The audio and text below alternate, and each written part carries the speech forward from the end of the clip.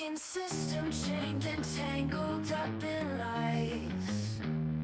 Voices shouting, screaming in defeat.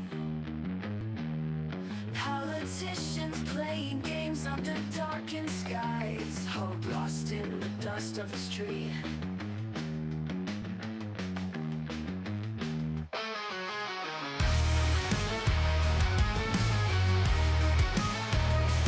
Red and blue, colors pouring from the sky. Debates turn to anger, the crowd gets loud. Punches flying in the blink of an eye. Truth buried deep beneath the shroud. Welcome to the bullpen, where we don't survive. These broken dreams we defend, trying to keep alive.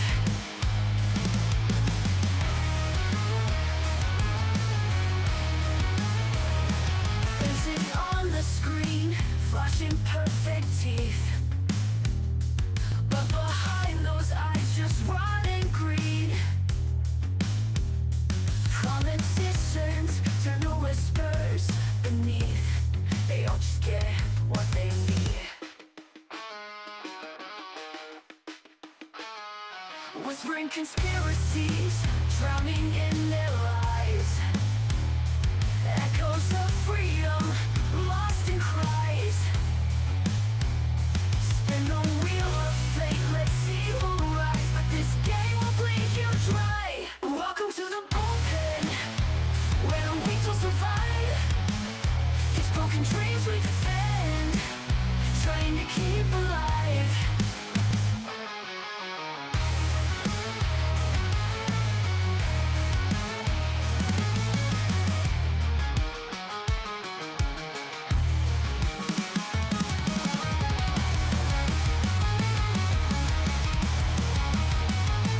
Welcome to the bullpen, where we don't survive. These broken dreams we defend, trying to keep alive.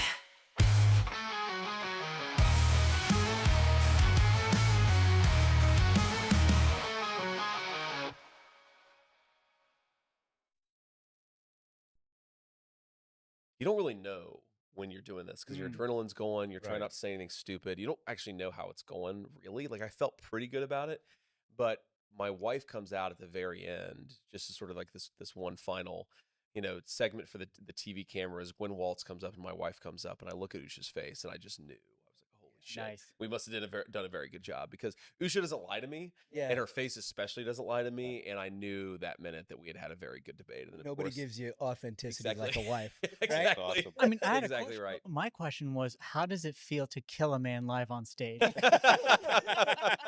Because you had to have known eventually when his eyes were bugging out, and it was just, to me, and seeing the reaction online, the first 5 minutes, I think it was already over. I mean, it definitely, the first answer, because it was about the attacks on Israel and how Israel should respond. And I definitely realized, like, he was extremely nervous. He said fundamental 3 times Okay. in 20 seconds. That's normally it's hell. And then he talked about But- Israel proxies. Right. Yeah. Huh? Yeah. So there's definitely, I could tell he was nervous.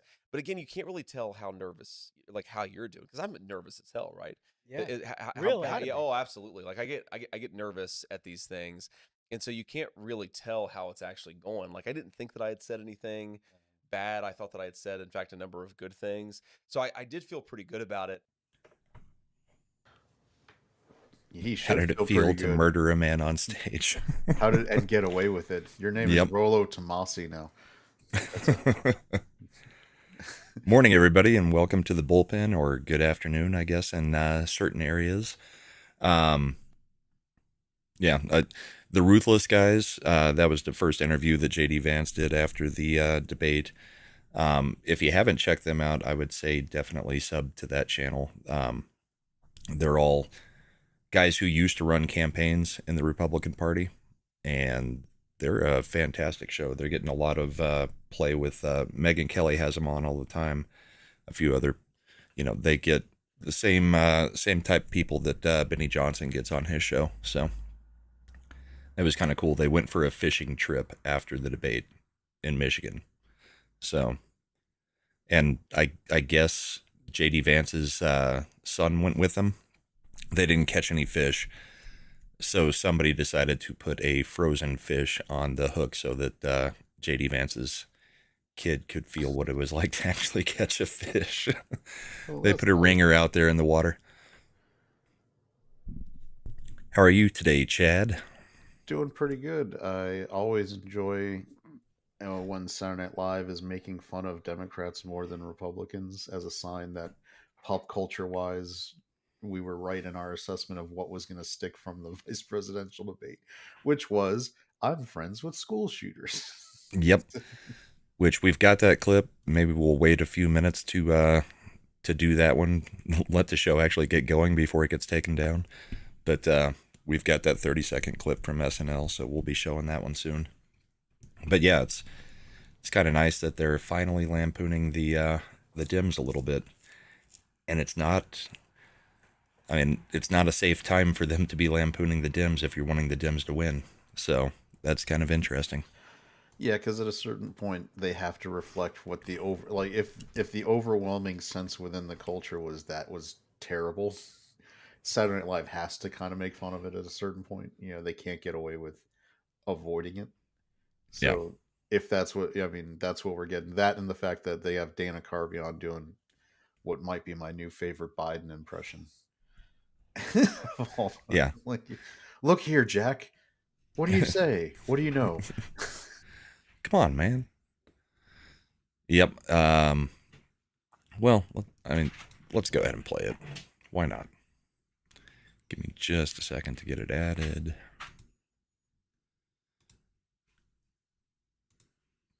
Uh-oh. Is it not there? No, it's there. It just doesn't want to play. There we go. Okay, he's out there. He's doing his thing, whatever that may be. Okay,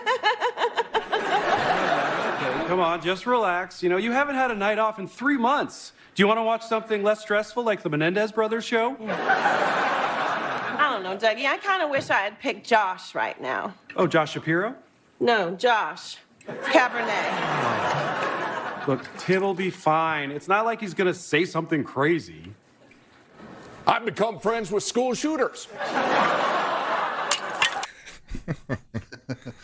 I mean, what we're saying at this point, what that means is Saturday Night Live is acknowledging that Kamala is a drunk, and that's her reputation, that she's Yep. just a wine mom, that Tim Walz is an idiot, and that the lasting moment of the debate is him looking directly at the camera and people hearing him say, I've become friends with school shooters.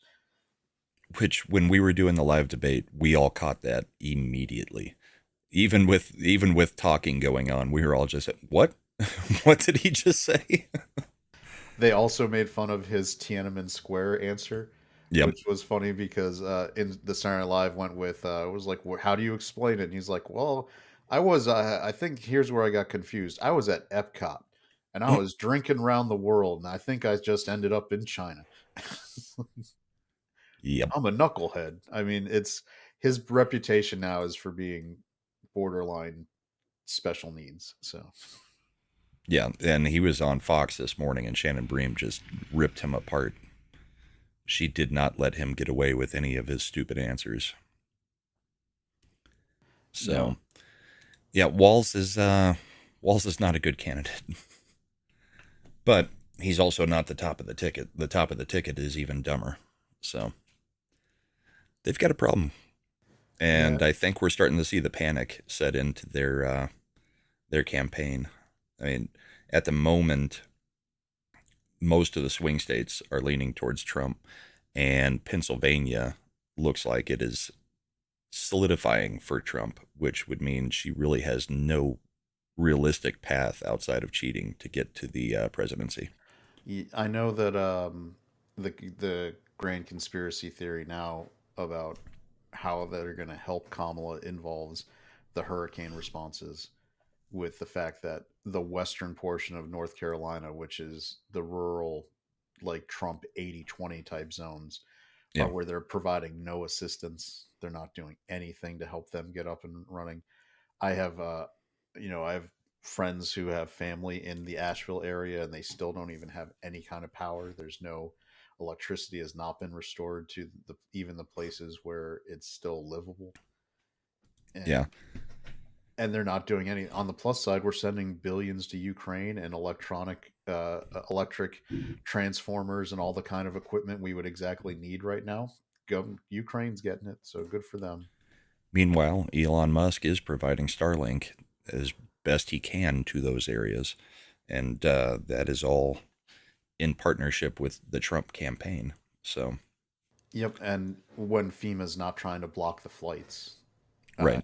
I like how it became so widely known that Pete Buttigieg actually had to say that they were not going to stop private aid flights from coming in. Yeah, and because I was going to say which is definitely what was happening. They were grounding those flights. Yeah, they were telling anybody who wasn't FEMA, yeah, stay out. We don't need your help. In fact, it's illegal to help. So. And to speak to Lily of the Valley, like the $750, my favorite part of Kamala's answer was like, go online and you can apply. It's like, really, you bitch? Like they're gonna. Yeah, no running water, no electricity, no internet, but go online and apply. And then they're denying a ton of the people who are actually able to apply because they make too much income. Did you know it's also not a, it's a loan. You'll have to pay it back. Only if insurance covers stuff. Which is but still, yeah, it's, I mean, there's no way this should even have to be ever, like, I don't care. You know, right. You work in insurance. I've worked in insurance. You are never made completely whole. No. There's no way these people have less than a $750 deductible for homeowners and what they're doing. Like, well, hell, the food in their fridges and freezers probably adds up to more than $750. That's all rotting. Exactly. So it's one of those things where, the one time I agree with government assistance and help where the federal government should be playing a role, it absolutely just boils your blood to hear of these stupid things they're doing. Like, oh, we'll give you $750, but then you're going to have to put in the paperwork to show that you didn't get any insurance reimbursement. So otherwise you'll have to pay it back. Like, right. No, what are you doing? Shut up. Well, just give them the money. And in the meantime, what Eric Myers brought up, yeah, Kamala announced yesterday, well, we're going to send $152 million over to Lebanon to help with the pain and suffering of the Lebanese people. Yeah. I mean, we'll send money anywhere as long as it doesn't help an American citizen. We'll gut FEMA and give all that money to illegals that we've brought into the country. And there are clips of KGP, Karine Jean-Pierre, from 2 years ago, basically saying, yeah, if there's hardship due to the immigration, then you can apply for FEMA aid. So we have them on record actually saying things like that. It's insane. Exactly. I mean, it's so they don't care about people if they're not in the areas that they consider important. What they will do is, I'm sure, come up with a program to fly Haitians in to repopulate the zone if needed. Well, there's rumors that because of some of the rare minerals that are in that area, a lithium band allegedly in Appalachia, as it's going down, that they're going to kind of do the same thing that they were trying to do in Maui and just let corporations buy the land from people rather than rebuild it. So we'll see what happens there, but that's not going to be anytime soon because we've got another hurricane spinning up right now, getting ready to hit in the next, 2 to 3 days? Yeah, there's another one, and that one is basically, the path is Florida. It's right. Just gonna straight through Tampa. Straight through, like, making landfall kind of like the lower third of Florida, so that the entire hurricane zone is just going through north to south Florida. So, which I don't often pay attention to hurricanes, but do they often spin up in the Gulf of Mexico? Yeah, they can. They can. They can take tracks. It's rare. It's not as common, but Texas gets hit by hurricanes from when that happens. There's if you look back, I think it was Galveston, Texas, in the early 1900s was basically wiped out by a hurricane. Like it destroyed the entire population center. I just thought they came more from the Caribbean and moved into that path, not actually started in the Gulf. But like I said, I don't pay attention to hurricanes all that much. I'm nowhere near a coast and never have been. So the insurance rates are going to be spectacularly wonderful after these storms too. Oh, you're assuming that insurance companies will still stay in those states.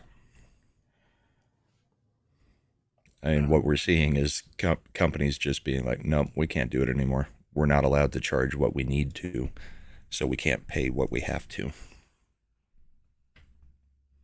And the government's not helping, obviously, as we've seen. So yeah, that came from the auto side. I remember Geico was available in like 49 of 50 states, and the one that it wasn't available in was like Massachusetts, and it was because their no-fault insurance laws were so onerous for a company operating them. yeah, The only car insurance company that I think operated in Massachusetts at the time was Liberty Mutual. I think because they might have even been based out of Massachusetts, so they had like some special carve-outs for themselves as a company. So they were the only ones that could functionally operate. And Geico was working with, and I think Romney might have been the governor at the time, working with the government of Massachusetts to make changes to their laws so that other because people would complain the rates are so ridiculously high, there's no competition. So welcome to insurance agent talk. Well, I mean, it is something that's going to come out of this. I mean, sooner or later, the government is going to make a move to basically have your insurance be run by the states, and nobody wants that. And that's so it is a problem coming.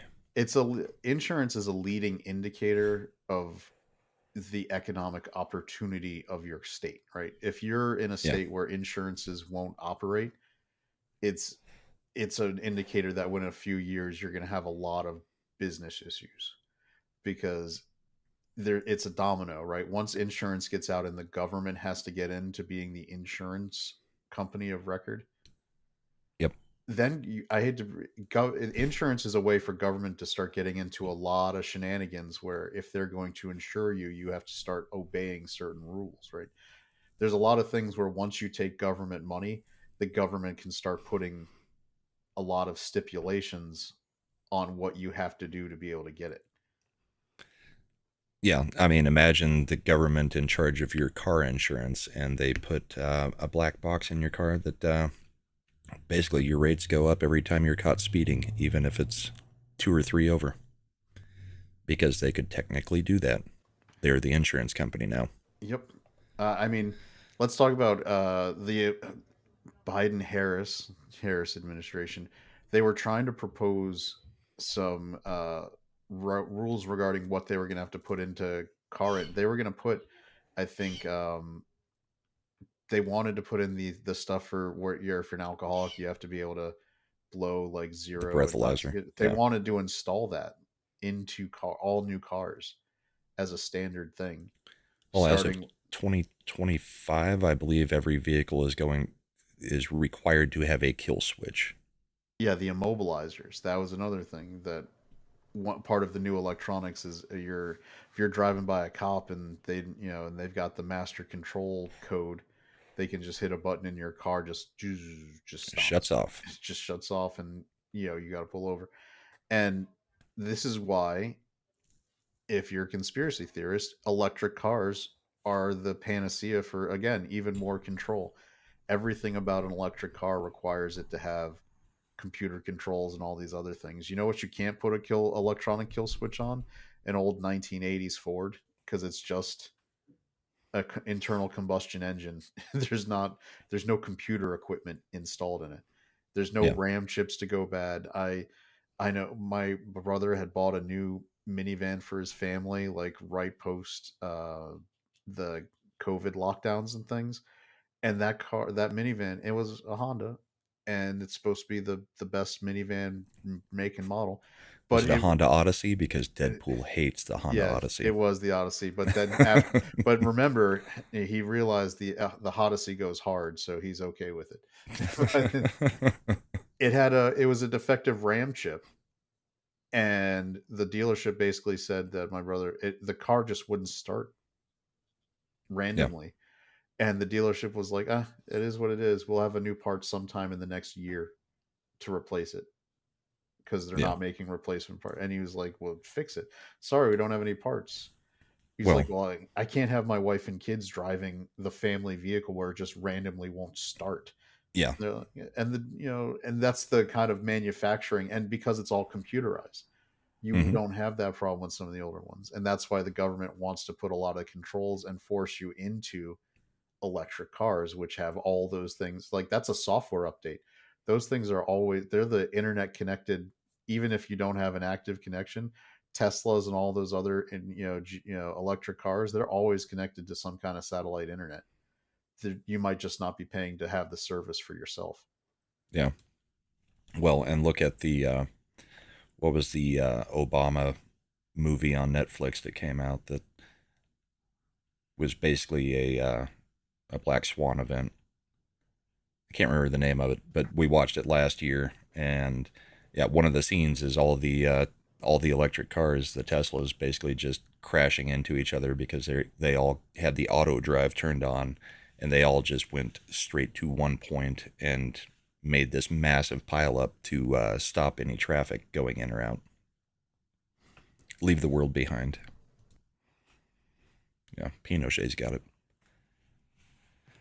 It's scary. I mean, that's why I appreciate some of the things Trump has adopted, as in his campaigning about getting rid of the mandates for electric vehicles, and not just because it helps our manufacturing base here in the United States, but because there's a fundamental freedom aspect to it too. Yeah. Well, and he's got Elon on board, and even Elon says, electric vehicles aren't the answer to everything. He may want them Correct. to be sooner or later, but right now the grid can't handle it. And really, we've seen the, all the environmentalists are all on board with the electric cars, even though they're far worse for the economy or for the environment than a gas engine. Look at get a briefing on how lithium mining works and what it does to the environment where it's done, and the children that are doing it, and how those lithium batteries, they're not recyclable. Once they're just bad, they're just giant, horrendous environmental disasters waiting to happen. And Davina's got a good point. The hurricanes is a good proof of concept on why the electric vehicles are dangerous and bad. If salt water comes into contact with a lithium battery, it's a bad reaction. We're talking explosive reaction. And if all of the vehicles in Asheville had been electric and all that flooding and water was happening, you would have had even more stuff, because most fire departments don't even have as a standard equipment the chemicals, because you need chemicals. You can't use water. The chemicals to put out a lithium battery fire. They just have to let it burn and kind of cordon off the area. It's almost similar to what happened in Ohio when that toxic, freight train derailment happened. Yeah, those chemicals, you have Palestine. to get you have to either have the right, you need the right stuff to clean it up before you can even go near it. Otherwise, you just have to let it sit, because you can't. There's nothing you can do but make things worse if you don't have the right equipment to handle it. Yep. Well, and that at this point, it's basically all of the green energy is worse for the environment, because the solar panels, those don't last forever. The turbines, the windmills. I mean, you've seen the elephant's graveyard of all of the wind turbines and stuff. All of it, you can't do anything with it after it's used. So either way, green energy is going to screw you. which is I'm a big fan of the campaign, like the points that Trump has once, especially once he brought the RFK team in to the fold. Yeah. They've adopted a few points that are about basically freedom of choice when it comes to consumers, right? For a lot of these things, I like the idea of Trump championing that, because that's something where, on its face, if you do any polling on it, people are 70 plus in favor of these things. Like, they Yep. like the idea. They don't think the government should keep them from being able to have a choice. They appreciate. That's why I liked JD Vance's answer, which was Trump's answer. I want clean water and clean air. Outside of that, we just, as long as we're keeping the air and the water clean, we don't really need to worry about the other stuff. Yeah. And I think it was in the debate, Vance actually brought up nuclear reactors to start bringing those online. Mm-hmm. And in the news, I mean, I know there's one in Michigan that is being turned back on. Yeah. And there's also apparently work being done, and I know some people who are older might be worried when they hear this, to bring 3 Mile Island back online, because there's no reason that it can't be a useful power generating reactor, even though it had a slight incident. A slight incident. Well, we didn't like Chernobyl anything. Right. It wasn't a full meltdown. No, it actually worked the way it was supposed to, where it got contained. But Well, and the nuclear reactors today are far different than the ones that Chernobyl was based on. plus, we can build also small reactors that can use waste fuel from the large reactors to power things, so that we would have less nuclear waste, because we'd actually be able to convert them into still usable materials for basically the shed-sized Generation 4 nuclear reactors that would run on waste Yeah. fuel rods. And those could, and it's going to be weird to say, you basically would build those outside of large subdivisions, and that small shed-sized reactor would be able to provide power for the entire subdivision, and then a subdivision wouldn't be a drain on the grid anymore, because you'd have the fuel to power it right there. And nuclear would be the key. I mean, if you want an AI powered future, which is what a lot of the tech bros want, you need something like nuclear, where you can generate large amounts of electricity at low. And that's what low Pinochet's saying about 3 Mile. It's to power AI, not necessarily for actual energy production. But it's still, I mean, anything we can do to get nuclear back into the equation is probably a good answer, because Right. The advancement for humankind is harnessing the power of the sun, which would basically be using nuclear here until we can harness the actual power of the sun. Yeah, solar panels are super inefficient for what we're trying to do with them. And, right. We don't get the wavelength. The real breakthrough for solar power would be basically being able to convert it in a wireless form. I mean, there's a lot of sci-fi futures kind of talk to it, but yeah. If we had the ability to do solar the way it should, the Tesla cars or electric cars wouldn't need to have giant batteries. They would have super efficient panels built into their roofs to be able to operate them most of the time. Yeah. It's all right, let's see. What is Brooklyn? How do you justify the fact that Trump's cabinet testified that he purposely tried to overthrow the government on January 6th?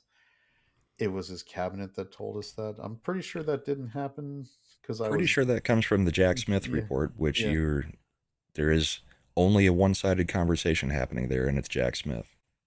Yeah, if just to your point, Mr. Brooklyn man, if Jack Smith had evidence Trump said it, it would have been in the report instead of unnamed campaign person 2 and unnamed government person 3. So, and he would have actually indicted him for insurrection. Correct. So yeah. So we'll just leave that as is. Jack Smith is throwing a little tantrum, and by the way, Brooklyn dude, I am, as a Virginia resident, very familiar with the high quality of prosecuting that Jack Smith does. That was overturned 9-0 by the Supreme Court when he convicted Bob McDonnell. So good for him. Yeah, you can.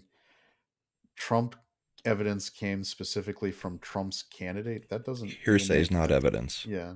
Hearsay is hearsay. Yeah, it's just like the idea that Trump grabbed the steering wheel when the Secret Service was driving him. That story really checked out too. So let's see. Yeah, Jack Smith. Jack Smith is a man who knows what he's supposed to do and will do it regardless of what the law says. His first big job was to kneecap Bob McDonnell. He made his bones doing that. He got him out of politics without conviction and bankrupted him.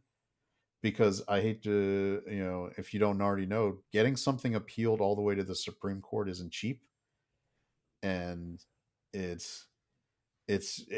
basically broke him, and now he's out of politics, and that was what he was supposed to do, even though it got overturned 9-0.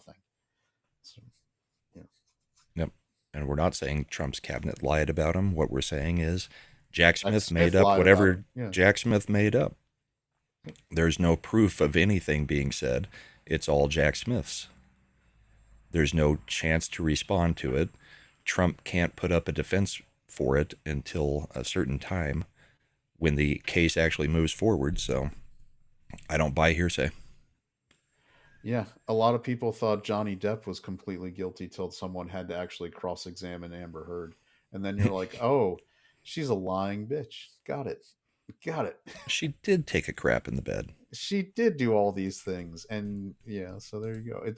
There's a lot of stuff that once it gets put into the adversarial system don't hold up.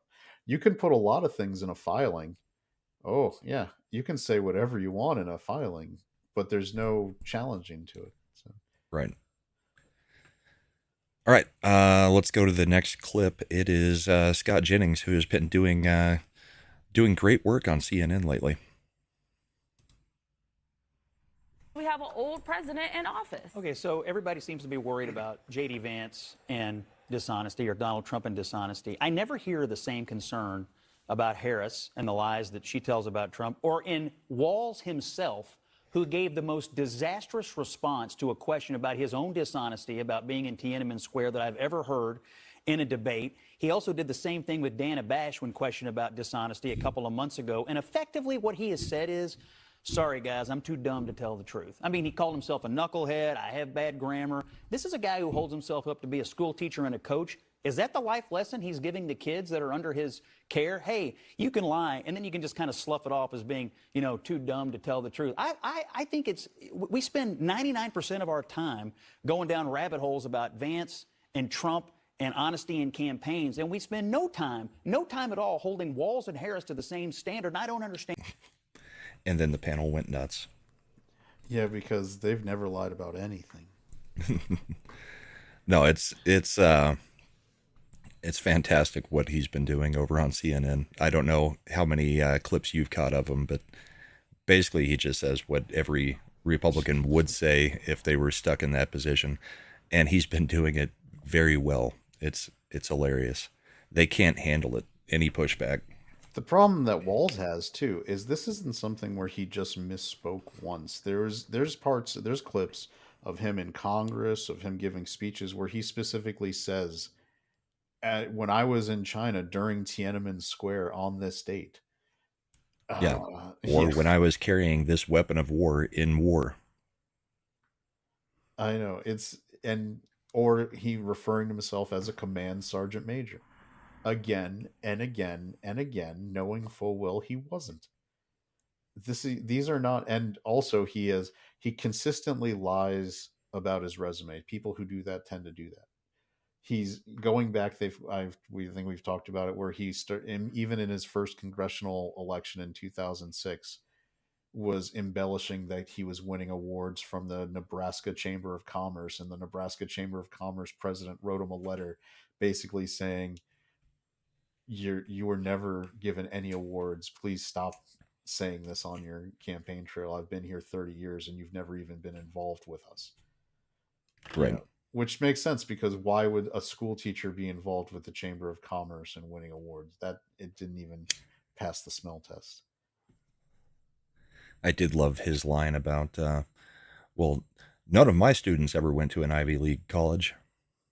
It's like, way to prove how great a teacher you are. If you taught for 30 years, statistically, somebody in your school should have been able to get admitted to an Ivy League college. You know, Penn State is an Ivy League school. Yeah. So the idea that in 30 years, not one student applied for and got admitted to Penn State, Columbia, Brown, Yale, or Harvard. I'm sorry, somebody, but just statistically, with the number of students he should have been teaching, someone should have gotten in there. Like, I went to, in my high school wasn't a huge one, like wasn't crazy academically. We weren't Thomas Jefferson, which is the magnet school here in Northern Virginia, but we had people who got in. They may Well, not and have I'm sure gone- people did get in. For some reason, he thinks this is an own, that claiming that nobody ever got into an Ivy League college I had that it he taught. reminds me. I don't understand the. Okay. I had a college professor who would always say, the town I came from, we sent more people to jail than to Yale. That was like his like anecdote about being a small town guy. Yeah. And because he was one of the political science lead professors, I heard it in every class for 4 years. Because he said it, by the fourth year, you're like, we know. Like, Yeah. But we get even he didn't say nobody went to Yale. He was like, we sent more to jail than to Yale. Like, it's not an own to say that no student there's not one prodigy who would have been able to do it. Right. It's it's funny that, and trying to say that as a teacher, I prided myself on never having a student that was qualified to be admitted to an Ivy League school is not a banger of a endorsement. Like, it's kind of like you said, it's a self-own, like, yeah. Well, it's what Davina said. Walz is a walking cell phone. Over and over and over, everything he says is just like, okay, don't think that's the win you think it is. Yeah, but then again, and this is the thing where Kamala's given interviews like, what's the most important decision you've made as a candidate? Picking Tim Walz. She had vetted, campaign proven people like Josh Shapiro or Whitmer available, and she chose Tim Walz because she knew Walz wouldn't upstage her. She did it for personal bias, like she did it for personal reasons, that Walz would be a happy-go-lucky, not anyone who's ever gonna overshadow Kamala, even in the VP role. If she was truly a good candidate who was gonna worry about winning the election, and we talked about it, this choice that I was worried about was Shapiro, because Pennsylvania is the linchpin. key state. She is, it tells you what you need to know about her as a decision maker. Then rather than do the things that you would actually need to be successful, she made the personal choice that was good for her. Right. Well, and it's kind of like the meme that we saw spreading over the past couple weeks. Well, I guess loud car. I guess last week, specifically after the debate, where it was Obama, I need to find a vice president dumber than me. He picks Biden. Biden says, I need to find a vice president dumber than me. He picks Kamala. Kamala says, I need to find one dumber than me. And we get Walz. Yeah. It's just a cascade of stupidity. It is. And it makes me worry about the decision making, because, I mean, not that I think Kamala has a good chance at winning.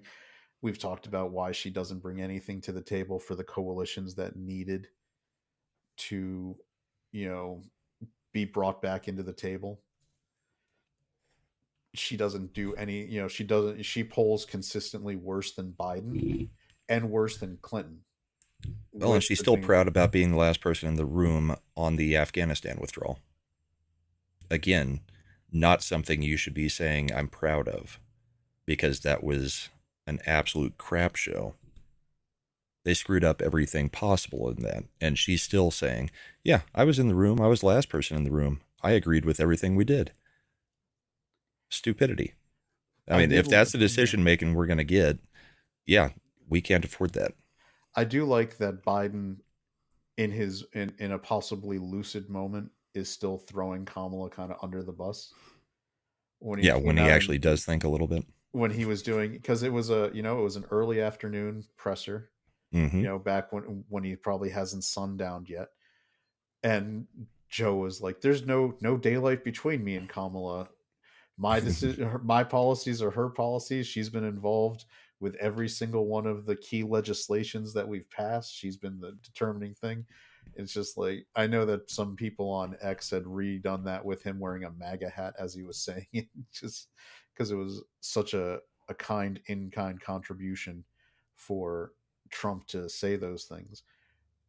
And I do like that Vance in the debate was super disciplined about just linking calling the Harris Biden administration, basically, that she was the owner of this record. Like, what was the line? Day one for her was 1,400 days ago.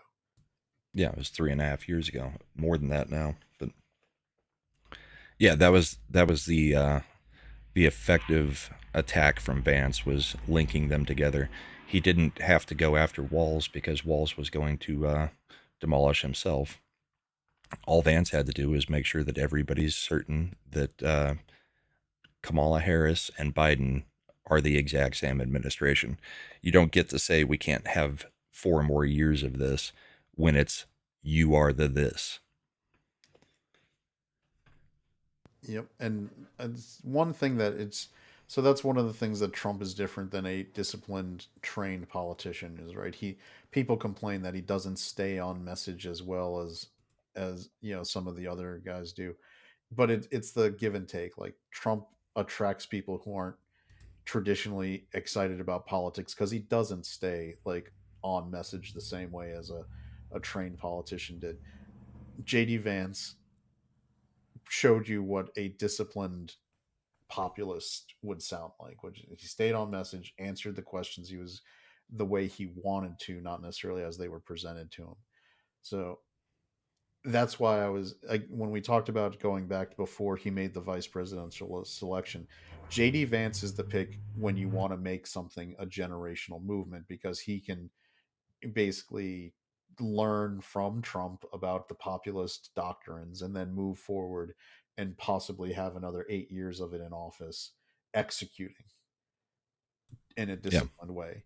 And I know that so I saw this on some other places, that really the biggest loser out of the vice presidential debate was Ron DeSantis.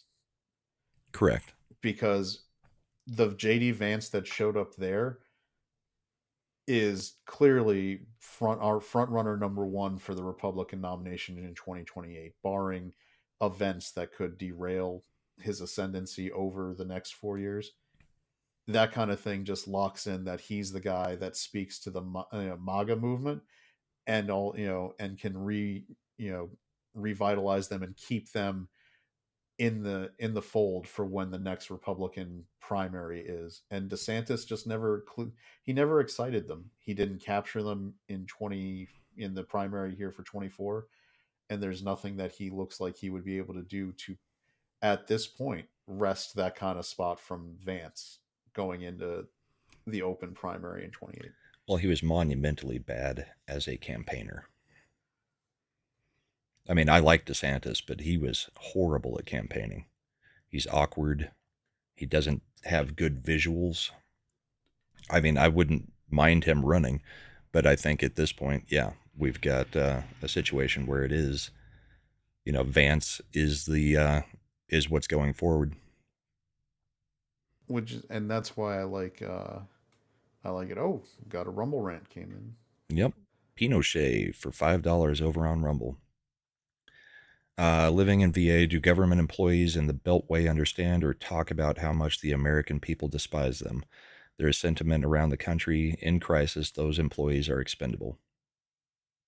The answer is Chad? no, they don't.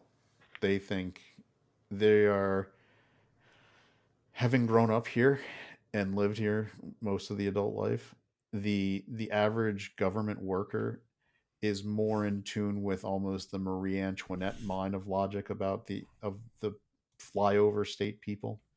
They think they know better than them. They think they're chattel that don't deserve to have the vote. If you allowed the government employee demographic of Northern Virginia and Southern Maryland to be in charge of who was allowed to vote, the all red states would be eliminated from voting. They don't think that they think they're yokels that don't have any right to have a say in government and only cause problems. And this is evidenced when Trump gets into office and starts asking regular questions of people that would an average person would ask, and they act like it's like he's being some kind of brain dead nincompoop asking like, why are we even doing this? Like there's the I saw the clip this week where Trump was talking about how I got in, and the generals were like, ISIS and Iran are fighting in this area, so we've got to get involved. And he's like, why do we need to get involved to stop ISIS from fighting Iran? Yeah.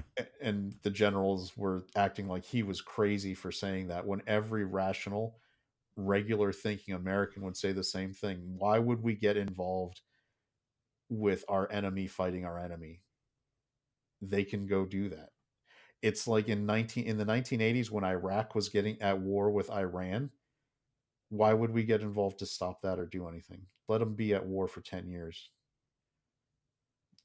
It's not our business. Exactly. We don't need to be the police of the world.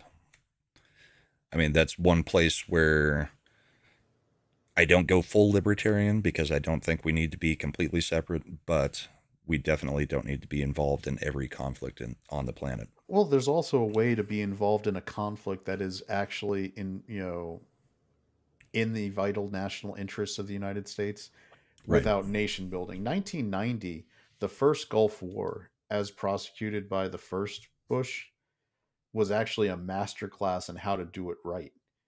We went in with overwhelming force, overwhelming military advantage, knocked the shit out of the Iraqi army, got them out of Kuwait, which was our objective, and then you know what we did? We left. Yep. And that's how you do, if you want a modern, post World War II, post Cold War way of operating as a ground war for the United States, there is no incentive for doing nation building, because the only way to do nation building right is to do like we did at post World War II, where we occupied Japan and Germany and basically outlawed the previous regime, wrote their constitution for them, ran their entire country as a military dictatorship, at least in Japan's case with MacArthur, for over a decade before we were like, okay, you can take baby steps into running your own stuff. Right. And then we backed off and let them be. We rebuilt and reshaped them into democracies by force in a way that we would never be allowed to do. Like when we got into Afghanistan, instead of nation building like that, we nation built around the idea of winning hearts and minds and letting them still do all the things that they would normally do. It didn't And work. it's a culture that doesn't work in. No. So you either get the right way to do it is get in, achieve objective, get out. And that's it. That's what you do. And Yep. I like the idea. For me, when Trump is bellicose and people say he's warmongering, I can see in Trump's mind that he is a 100% behind the get in, kick the shit out of him, get out mindset. We're not If you gonna had be- to do something. If yeah. he had to do something, he also doesn't want to engage in giant ground wars when he can take out leadership. The idea that no one thought it was practical to blow up Soleimani for 20 years when he was killing American troops in Iraq by funding and training insurgents. And no one thought that, hey, maybe if we know he does it, we should just kill him. And he did. And And now he there's a did. price on his head from Iran, But and the Democrats are taking it very seriously. But you can see it did cripple for I mean, no one is irreplaceable. But Right. what he did to Soleimani backed Iran up for several years until they got a giant influx of money from the Biden administration that helped. Money can solve a lot of things fast. And Biden helped fix Iran's terrorism support problem really fast So by you're giving them saying, lots of money.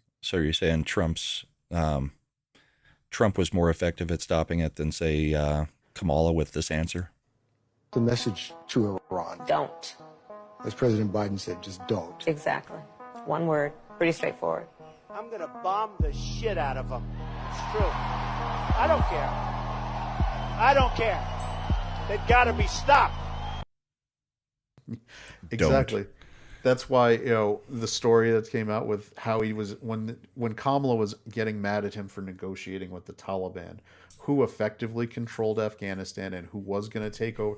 That'd be like being mad at Nixon for negotiating with the Viet Cong to end the Vietnam War, because I hate to break it to you, they're going to be the ones in charge when you leave. You don't negotiate with the fake government.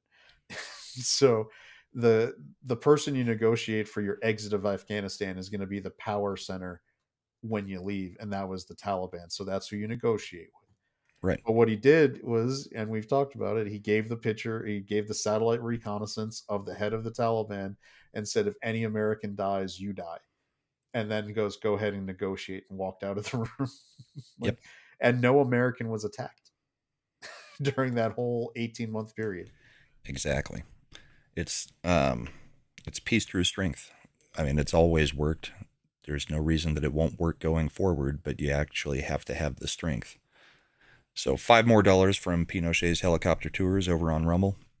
There's no forgiveness for those people. We cannot have it. And things need to happen to them to make a point. You don't have to agree with the harsh treatment they'll receive. Just stay out of the way. Yep. And I'm old enough to remember them saying same things about Reagan, that he was some, fool. He was a warmonger.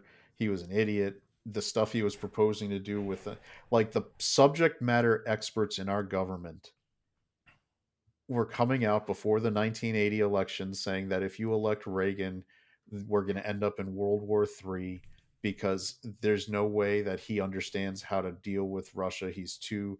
They wanted it to still be, the people who ran that stuff gave you the Jimmy Carter foreign policy. That's like, once the bureaucrats of the State Department were actually in charge fully, that's what you get, where we hand over the Panama Canal, which is now run by Chinese operators.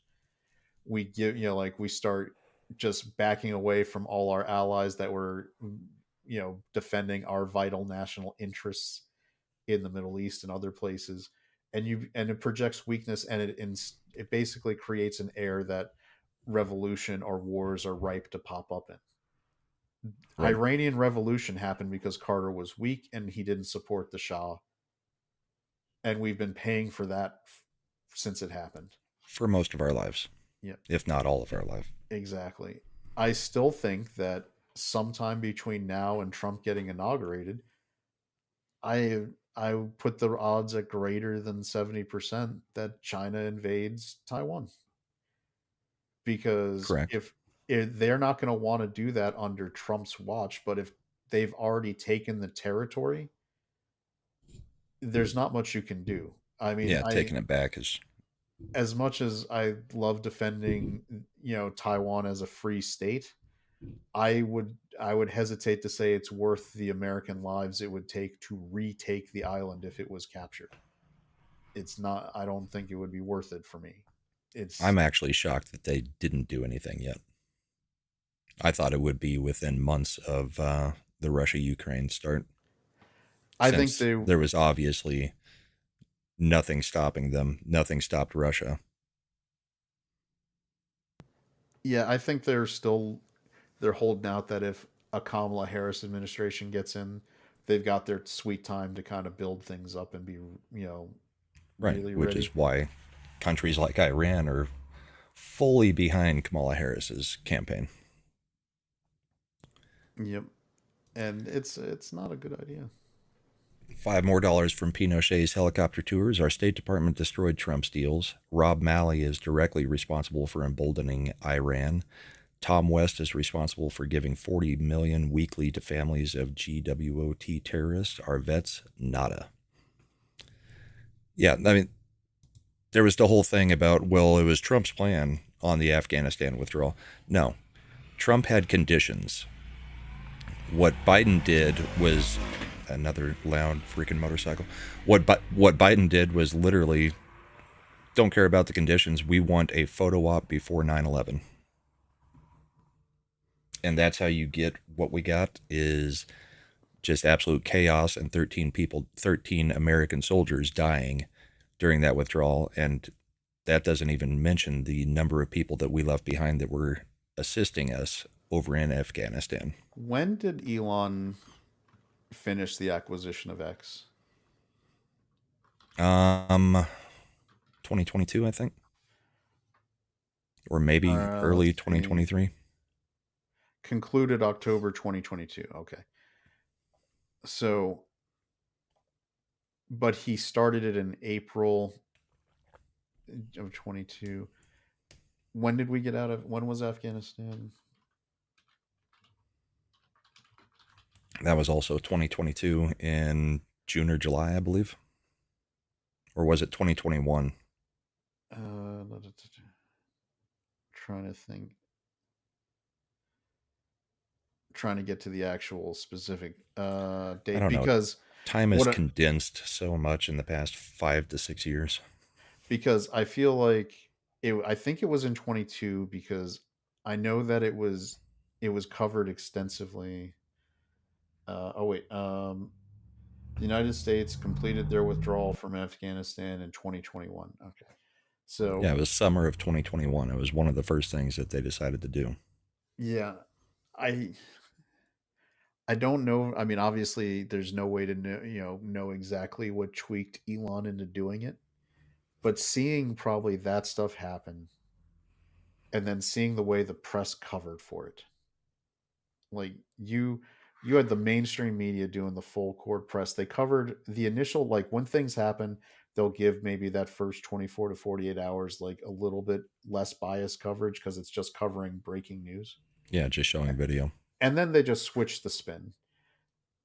And they went full court to protect everybody. And part of me thinks that incidents like that is what really stuck in Elon's head, that we need a platform that allows actual competition of ideas and free speech. Because when you can see how they immediately switched into covering for the Biden administration. The whole point of the free press is to have an independent, as the French call it, fourth estate, third estate, whichever estate. The independent, like they, as the independent branch of the functioning democracy, because the press is going to be skeptical and want to tear down everybody. That was the thought, right? The press is going to be at their own interest, and their interest is going after any institution of power. And we don't have that. We have a press that is wholly captured and on board with one. Well, they are part of a political party. Yeah. And because of that, that key cog is gone. Now we've got something like X/Twitter. And I think one of the key differences in the 24 election is that we have it's amazing how even having one zone of free speech can completely reshape the idea battlefield. Right. Because in 2016, they got caught by surprise. They didn't think that all these online people were real enough to show up and win. In 2020, they locked it down. They used COVID and other things as an excuse to be able to lock down all of that. And change election laws. Yep. Facebook, Twitter, all those places were on board with getting in line for, the message. And Trump still barely lost, in quote unquote lost, right? Right. And now we've come back where he's got he's got Elon coming to Butler. That was fantastic yesterday. Yep. And he's even just having one free speech institution just kind of opens the floodgates, because I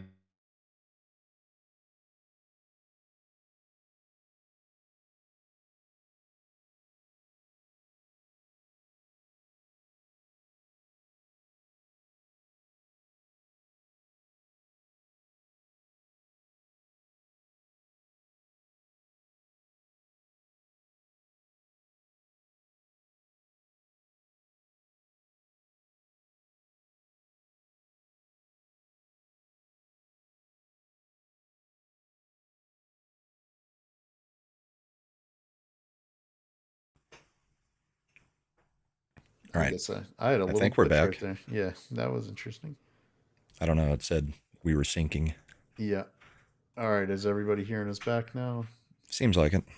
Yeah, another Emi Mux thing. Since we were bringing up Butler, though, let's show the clip from yesterday of the size of the crowd.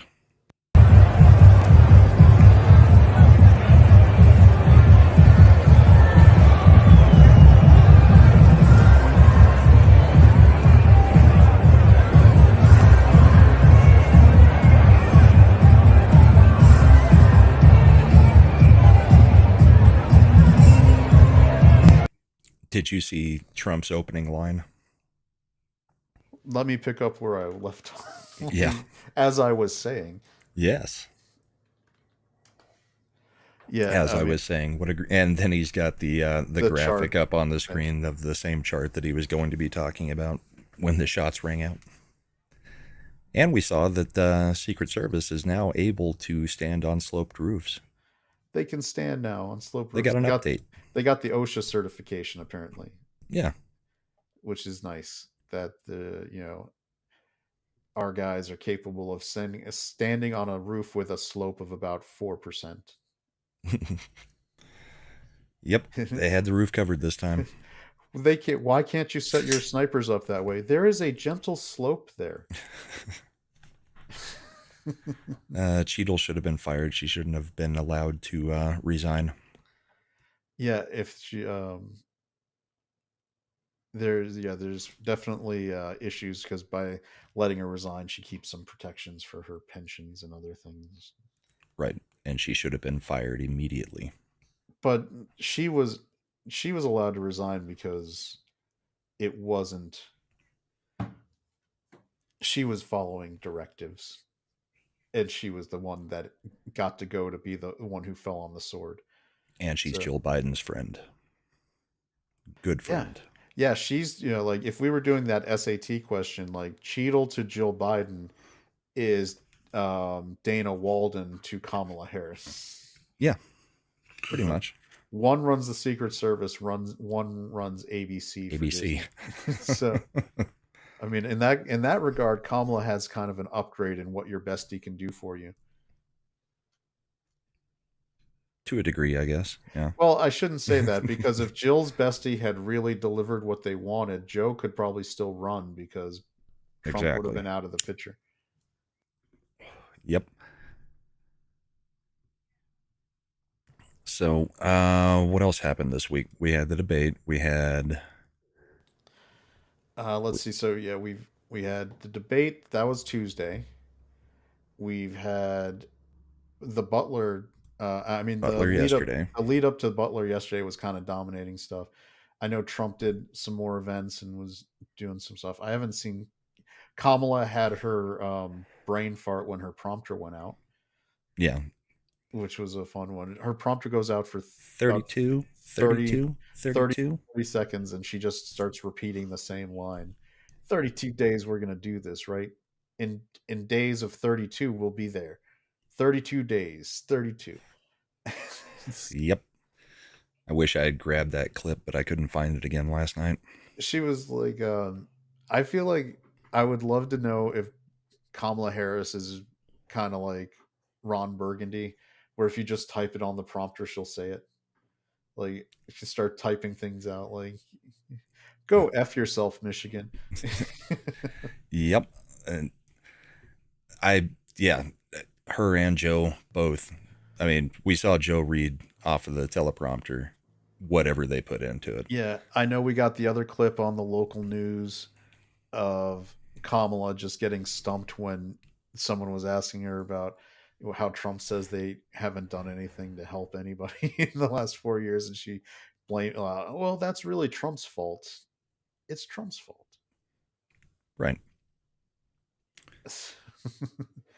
And getting into the, I'm surprised. Did she? I don't remember if she brought up that she was raised in the middle class at that point, though. When has she not? And now Walz is in on it too. They're both just middle class. Yep, they're middle class. I was raised middle class. When she wasn't, she was, again, we've talked about this. She grew up in one of the richest parts of Montreal, neighbors with little Trudeau and his family. Right. Yeah, Pinochet, if I don't grab the clips almost immediately, it's almost impossible to find them again later. Yeah, I think, let me see if I bookmarked them. Sometimes I do. Sometimes the difference, Brooklyn, Lou, is that Trump is capable of speaking without a teleprompter. Oh, I totally did. I bookmarked it. Did you? Good. Yeah, let me do that. Share this. Share it, and I'll bring it up on the dynamic scene.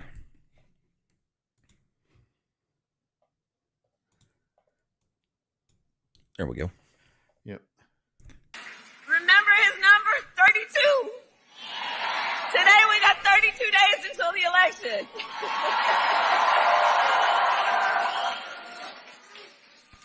And the prompter's out. Look. So 32 days. 32 days. Okay, we got some business to do. She's like, right. she's waiting. She thinks this will be back 32 up, days. but this is her vamping. And we know we will do it.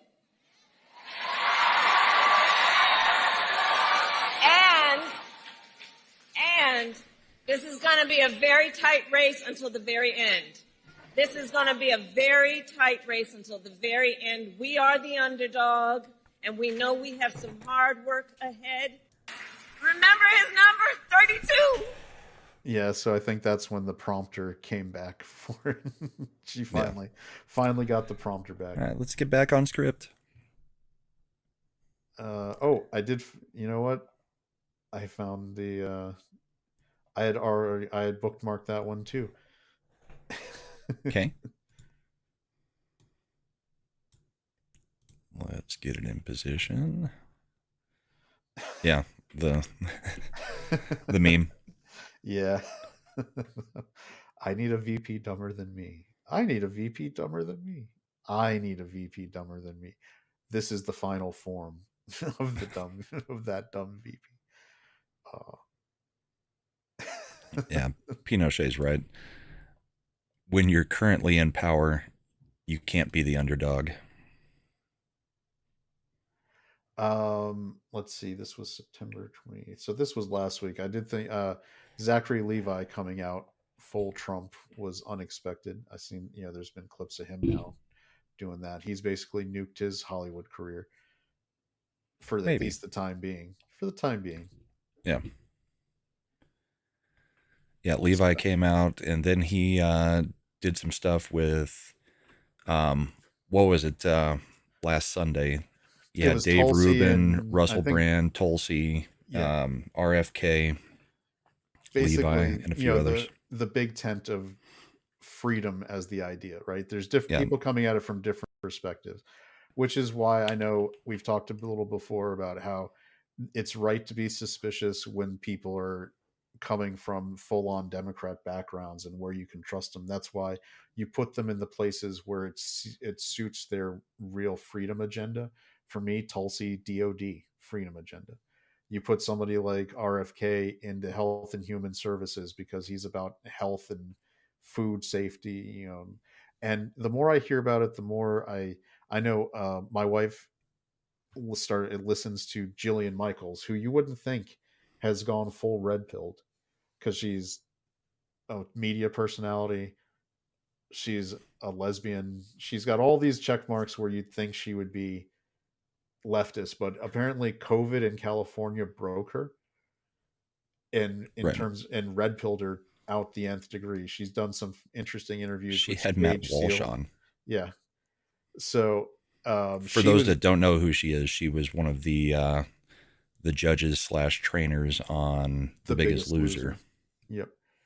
And she's all about like I was listening to an interview she did with Sage Steele, where she was talking about everywhere else in the world, like these chemicals we put in our food in the United States aren't used. Now they still make the food, but instead of red dye number 6 whatever, they use beet based food coloring to make things red, and it's natural, and they make it everywhere else this way, but they'll do it this way in the United States. We do it with the chemicals. Right. And part of me is like, I've never really gone full into that, but the way things have gone the last few years, I've become much more receptive to like, F it, let's rein these corporations in and start make them actually do things. Because people are, in the old days it used to be, yeah, but it's going to make food prices go through the roof. Well, that already happened anyway. So if I'm going to be paying an extra $1 for a box of cereal, I'd rather it actually is made with natural, less artificial ingredients, less artificial stuff. So they always, like when they talk about Trump's tariff, it's going to make all these products cost more. It's going to make cars cost more. Oh yeah, cost more than what? The $100,000 it costs to get a Ford F-150 now. Yeah. Cars Cars now cost what houses cost when I was growing up. Yep, and you know what? It wasn't tariffs that did it. And it wasn't stuff, No. they used to tell us things being manufactured in the United States would make it cost more. Well, it didn't. These are imported stuff. They're importing all these pieces, and they barely manufacture cars here anymore. Yeah, I mean, you've got the factories, but it's basically just they assemble the last steps of assembling the vehicles. They manufacture, it's not building the parts. The manufacturing of the parts is done in Mexico, China, Canada, anywhere but the United States. And even the stuff that's done in Mexico and Canada is actually front companies owned by Chinese manufacturers, where they're still doing a lot of the manufacturing in China. They do a little bit of the assembly of the parts in those countries to be able to get into the free trade agreement with the US, and then they send it into the United States for the assembly at the plants. Yep. Yeah. So I'm a real big fan of the fact that Trump is assembling a freedom-based coalition of people that wouldn't normally be in a Republican administration, because there's room to use them to get your agenda, to do what you need to do. Oh, looks like you got a Rumble rant. Mod Eric K for $1. China is arsehole. China. That's I think it's funny when people on the left try to go after the MAGA movement and to split Trump from us as a candidate, and they go, well, he manufactured his ties in China. I was like, yeah, and he made a rational business choice as for a guy doing that. And he talked about it in the campaign. Like he's like, there's no way I could compete doing this stuff here. I want to change that. I make it so that it costs so much to make that somewhere else. You make it in the United States. Yeah. That's the right answer. True. Sometimes you have to strong arm a little bit through the tools available. Yeah, and I'm really hoping that we get some rules in about foreign ownership of farmland, because I think Eric's talking about it a little in chat. China is buying up food production here at an alarming rate. They're buying up farmland. They're buying up meat processors. They are having a foreign entity in control of our agricultural and foodstuffs is the height of retardation. That's what I would say. Real quick before Brooklyn Lou goes, I'll ask you a couple questions. As somebody who will not be voting for Trump, based on the stuff that you've said in chat, so how do you feel about what the Democrats' current plan, if Kamala does get in and they get any control of Congress? Because the actual to save our democracy includes indictments of a former president and lawfare, abolishing or stacking the Supreme Court, abolishing the Electoral College, refusing to certify the upcoming election according to Raskin if Trump does win, weakening the First Amendment, creating 2 new states in Washington, D.C. and Puerto Rico, abolishing the filibuster, and restricting the Second Amendment with gun buybacks. And this is all from a presidential candidate who did not receive any votes to be in this race. So what part of those is actually going to save our democracy rather than destroy it? In the meantime, we've got Moderate K for $1. Other politicians other than Trump make money for themselves and family the old-fashioned way. Insider trading and bribes and jobs from other countries. Correct? I highly recommend, if anybody has money they want to invest in the market, there's a couple Twitter accounts that will follow Nancy Pelosi's trades. She does really good, surprisingly. It's amazing how she knows just when to make trades for all these companies, like NVIDIA. Yeah, there was one these other 2 ones. weeks ago that she made a killing on right before Congress put in something restricting that company. Was it Microsoft that they sold out of? I think it might have been. I think it was NVIDIA or Microsoft. It wasn't NVIDIA. Well, it was somebody. I will say this is a problem across party lines too. This isn't. I use Nancy Pelosi because, again, I've seen that account where it makes a point of how much she's made on it.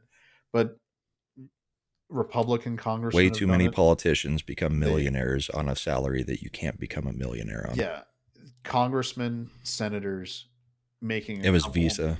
Yeah, Visa, and this should be banned.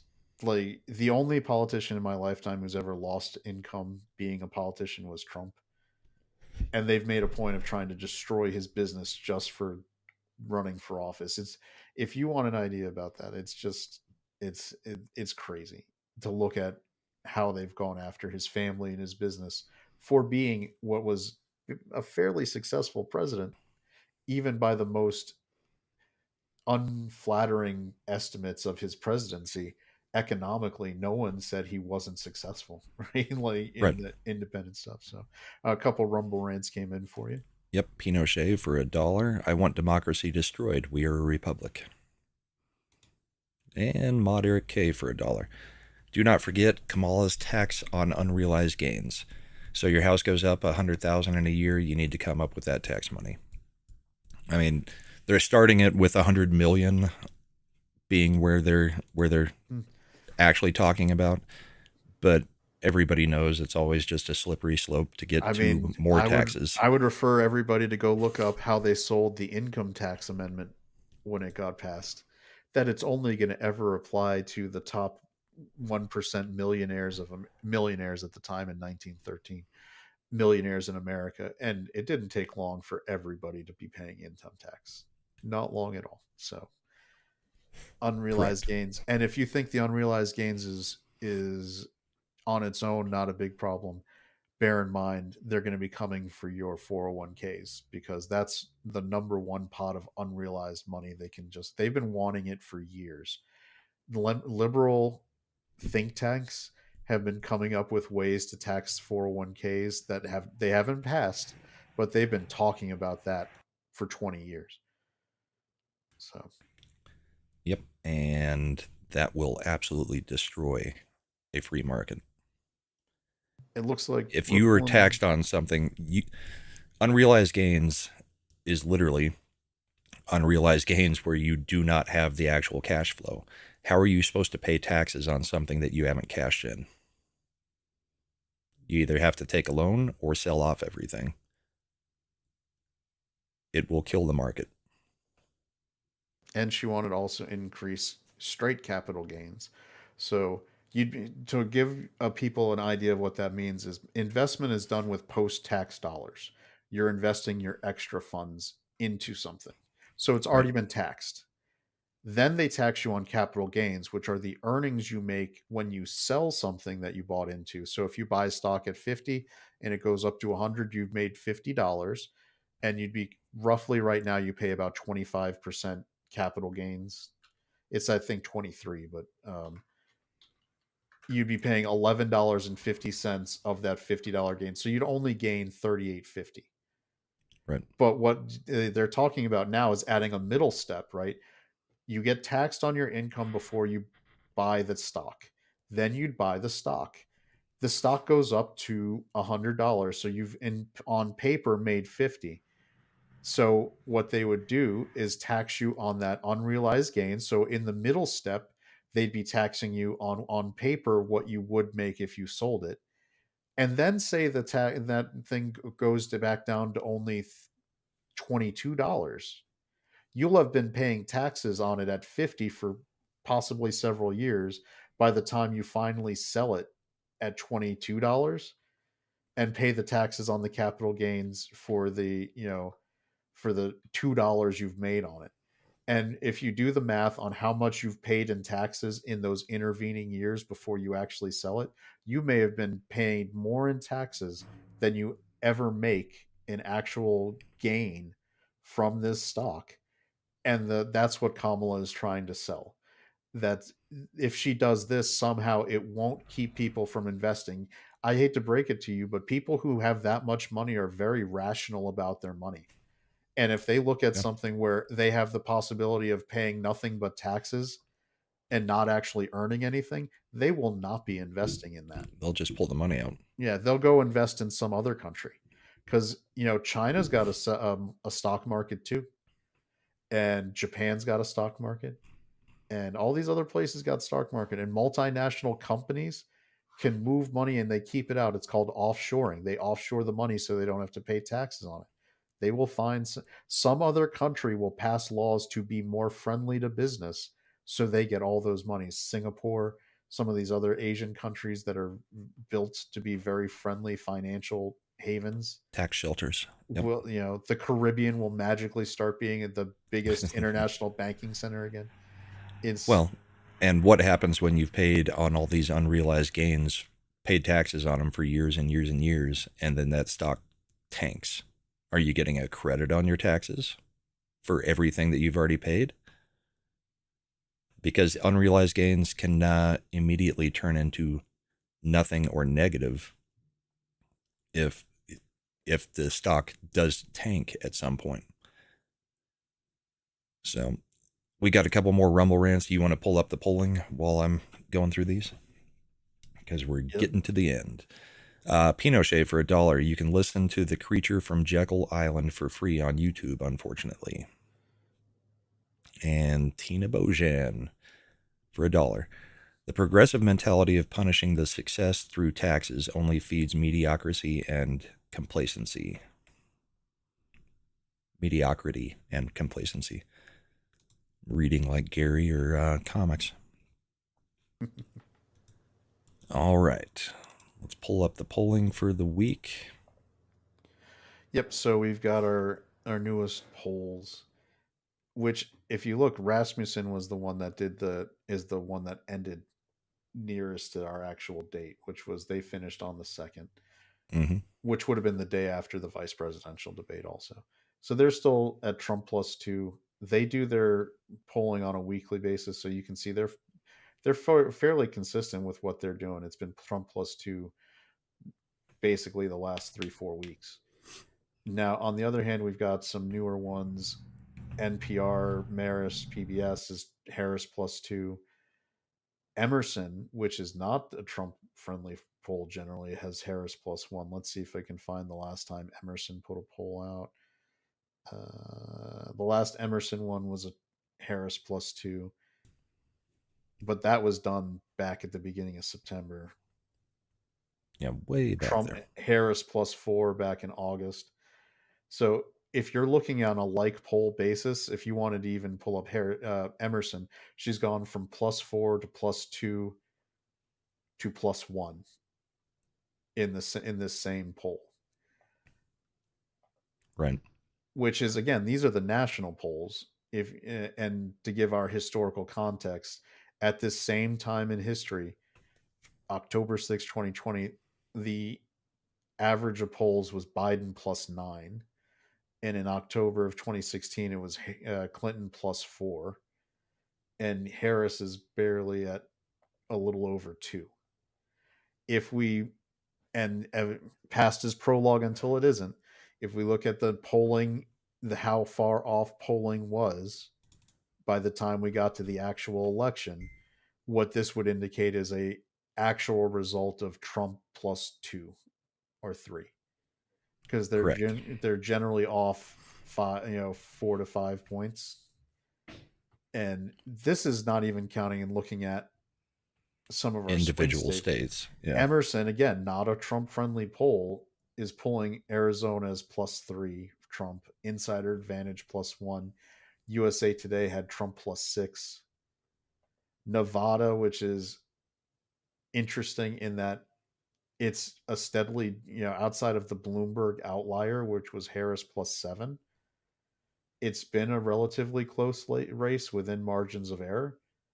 And we've started, we've got Insider Advantage here dropping this Trump plus 1 poll, which is new because again, they're not a traditional one. Wisconsin, Trafalgar, which is one of the more accurate polling groups, along with Atlas Intel, yeah, are both showing that it's a Trump slight edge, but within the margin of error, so probably close. Michigan is interesting because we've got Trafalgar showing Trump up 2. I think Trafalgar might have been the most accurate polling group in Michigan the last couple elections. Specifically in that state, Atlas had Trump plus 4. So Atlas was the most accurate last go around. Yeah, so I would put more evidence into that. But even look, we have Michigan News Source, MIRS. We got Trump plus 1. So Trump's trending well there. And you've got Michigan candidates that are freaking out with their internal polling, saying Kamala is going to end up losing us seats in Michigan, losing us elections, which the internal polling, when they start freaking out about internal polling, they're in trouble. All right, I'm not going to let this comment slide. Hyperbole is okay if people understand it as such. When Trump lied on business records and was convicted by a jury of his peers for fraud, was he using hyperbole? Yes, as a real estate investor, he used the most favorable estimates of the value of his property when applying for a loan.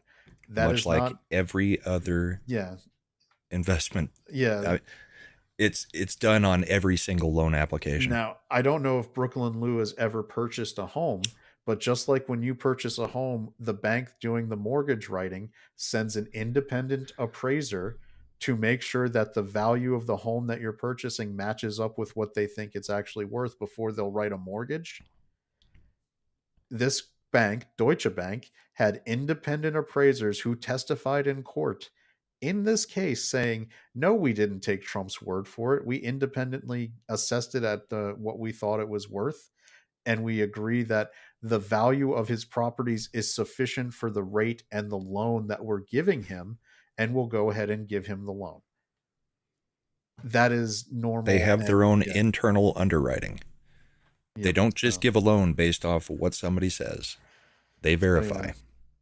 Yeah. So, I have 2 homes and did not lie when I bought them. Does that mean the bank didn't send an appraiser because they just trusted your word? No, they still sent an appraiser to value it at what they thought it was worth before they provided a mortgage. So I'm going to leave that at that. Oh, Mod Eric sent in. Yep. Eric K for $1. Guess what? The banks do an assessment of the value before a loan every time, no matter what. Yep. They get comps. They look at everything. All right, just to finish up polling, Emerson they have Pennsylvania tied. Trafalgar had Trump plus 3. Atlas again was sitting at, so the last most recent polls are Trump 3 tie, Trump 3 tie. And again, look at this historical data. In Pennsylvania in October 20, Biden was up 6.5. In October 2016, Clinton was up 7.5 and is at a tie right now. And that's before you factor the Butler factor in there too. Now, yep. North Carolina and Georgia, I can't actually say I trust it, the polling right now, because the storm impact is unknown. We got to make sure these people are taken care of, are in a position to go vote. So that's an important, because these were heavily rural but heavily Trump favored areas. So if they have a large issue where they're not able to vote because of infrastructure issues, it could make a big difference in those elections. So I think, but luckily, if you look at the other states that are going, even if those ones had issues, Trump would still be in a position to win based on picking up these other swing states. I have faith, fingers crossed, that they'll be able to get things done in a point where they can get those people in a position to vote. Yep. So Mod Eric K for another $1. According to that judge, my house and property is worth a few thousand instead of over $3 million.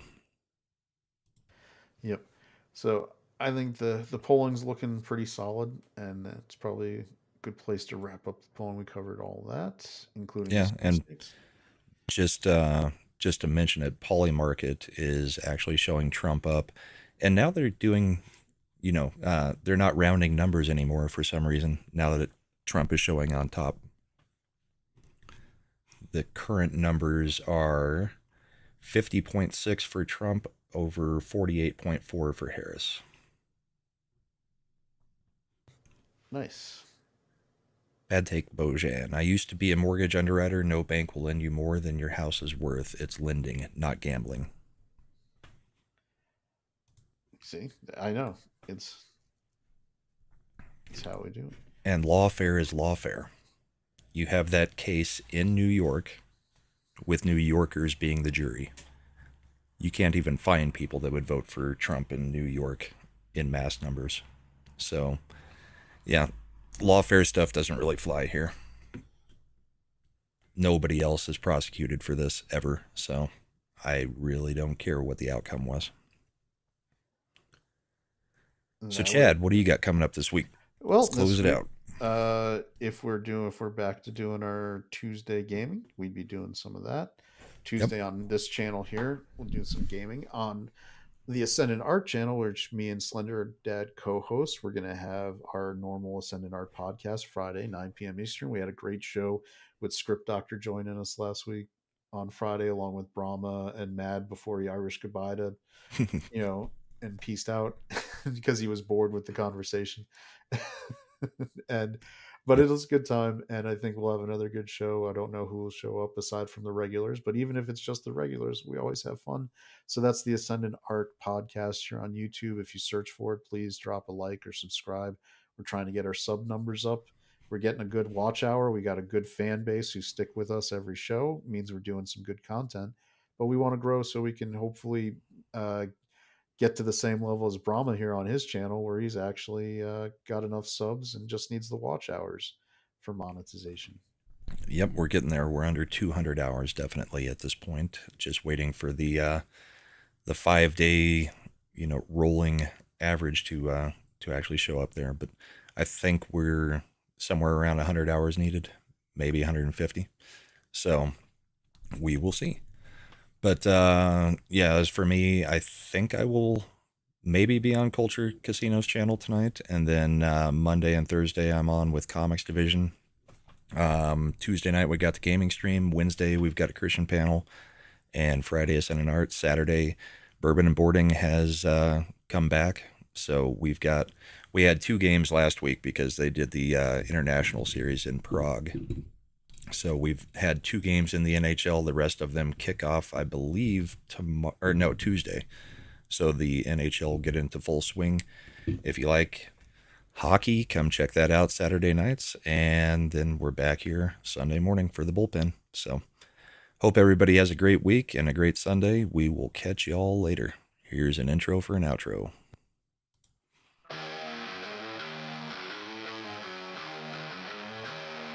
Broken system chained and tangled up in lies. Voices shouting, screaming in defeat. Politicians playing games under darkened skies. Hope lost in the dust of the street.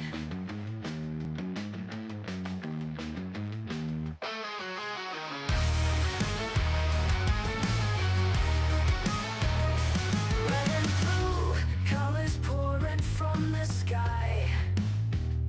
Debates turn to anger, the crowd gets loud. Punches flying in the blink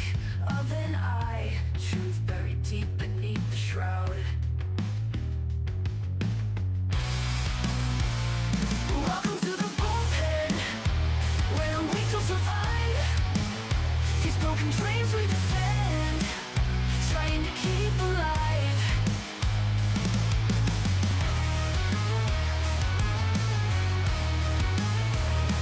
Faces on the screen, flashing perfect teeth. But behind those eyes, just rotting greed. Politicians turn to whispers beneath. They all just get what they need.